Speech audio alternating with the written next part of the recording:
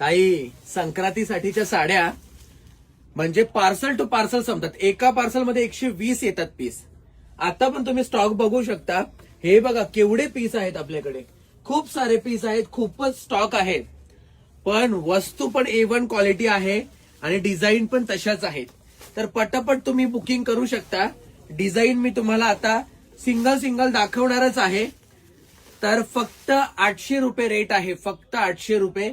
पटापट बुकिंग करा, खूप स्टॉक अवेलेबल आहे. मकर संक्रांत स्पेशल डिझाईन तुम्ही बघून घ्या जवळून.